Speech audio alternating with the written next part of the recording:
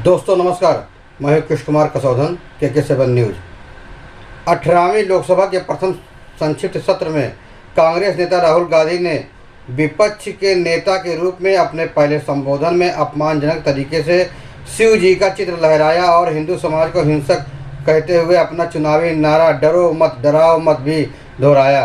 राहुल गांधी का विपक्ष के नेता के रूप में पहला वक्तव्य सनातन हिंदू तथा भारत विरोधी शक्तियों का एकीकरण करने के लिए दिया गया वक्तव्य था।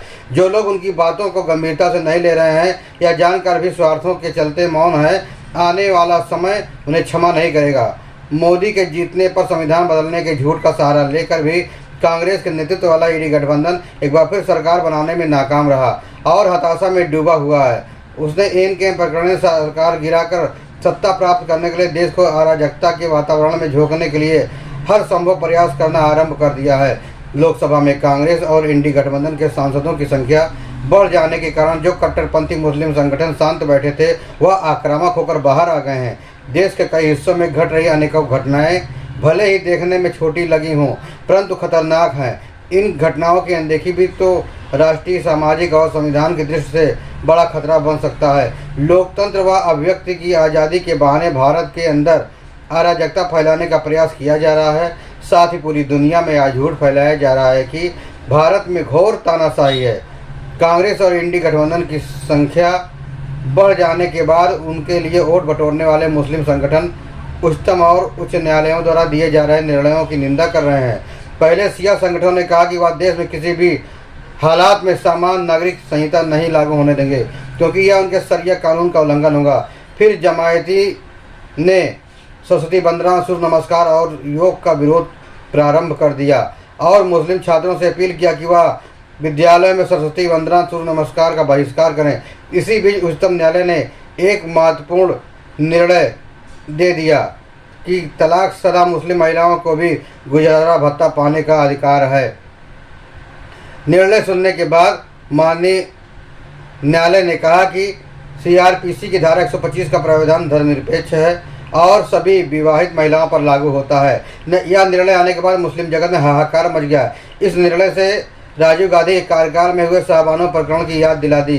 यह बात 1985 की है जब शाहबानो ने इंदौर की एक तलाकशुदा मुस्लिम महिला थी जो गुजारा भत्ता प्राप्त करने के लिए उच्चतम न्यायालय का दरवाजा खटखटाया और न्यायालय ने शाहबानो के पक्ष में निर्णय देते हुए CRPC की धारा 125 के तहत उसके पति मोहम्मद अहमद खान को गुजारा भत्ता देने का आदेश दिया।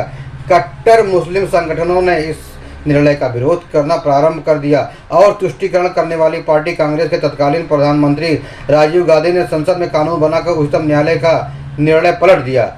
आज लगभग 40 वर्षों के बाद भी मुस्लिम संगठनों ने 1985 की ही तरह उच्चतम न्यायालय के निर्णय का विरोध करना प्रारंभ कर दिया है। उनकी मंशा यही है कि जिस प्रकार राजीव गांधी ने उच्चतम न्यायालय का निर्णय संसद में बिल लाकर पलट दिया वैसे ही इस बार जो भी हो वर्तमान संभव दिख रहा है। इसलिए मुस्लिम संगठन बदली हुई रणनीति अपनाकर माननीय सुप्रीम कोर्ट पर ही दबाव बनाने लग गए हैं। वह अपना फैसला पलटे।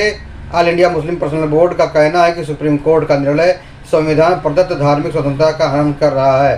पर्सनल बोर्ड का कहना है कि अदालत का फैसला इस्लामिक कानून के खिलाफ है, उससे मतभेद करता है। यह फैसला उन महिलाओं के लिए समस्या पैदा करेगा। मुस्लिम पर्सनल बोर्ड ने सुप्रीम कोर्ट के फैसले के विरुद्ध पुनर्विचार याचिका दायर करने का भी फैसला किया है। फिलहाल क्योंकि ऐसा नहीं लग रहा है कि उच्चतम न्यायालय या मोदी सरकार राजीव गांधी की तरह कदम उठाएगी। कांग्रेस की भड़काने वाली रणनीति के तहत आने वाले समय में मुस्लिम संगठन सरकार के खिलाफ बड़ा आंदोलन छेड़ सकते हैं। मुस्लिम पर्सनल लॉ बोर्ड ने अपनी बैठक में पूजा स्थल अधिनियम, वक्फ संपत्ति, उम्मादी नीड की हिंसा पर भी प्रस्ताव पारित कर अपने मंसूबों को उजागर कर दिया है। मुस्लिम पर्सनल लॉ बोर्ड ने जो मुद्दा उठाकर मुस्लिम रणनीति को जो अलगाववादी रूप दिया है उसको कांग्रेस इंडी गठबंधन का समर्थन हासिल है। अभिव्यक्ति की स्वतंत्रता के नाम पर मुहर्रम के अवसर पर कश्मीर से लेकर दरभंगा और नवादा तक देश के विभिन्न क्षेत्रों में मुहर्रम के जुलूस में जिस प्रकार फिलिस्तीन के झंडे लहराए गए, उसके समर्थन नारे लगाए गए, वह बहुत ही चिंताजनक और दुर्भाग्यपूर्ण है। यह सब कुछ तब हो रहा है जब भारत अंतर्राष्ट्रीय नियमों के अंतर्गत फिलिस्तीन को भारी भरकम मानवीय सहायता भेज रहा है। मुहर्रम के जुलूसों में कई जगहों पर अमेरिका और इजराइल विरोधी नारे भी लगाए गए।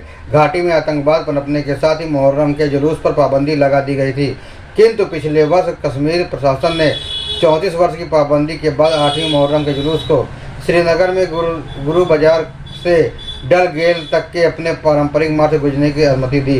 प्रशासन ने शिया समुदाय की मांग पर जुलूस निकालने की न सिर्फ अनुमति दी अपितु उसकी अवधि भी बढ़ा दी। इसके बाद भी इस प्रकार की हरकत चिंता पैदा करने वाली है।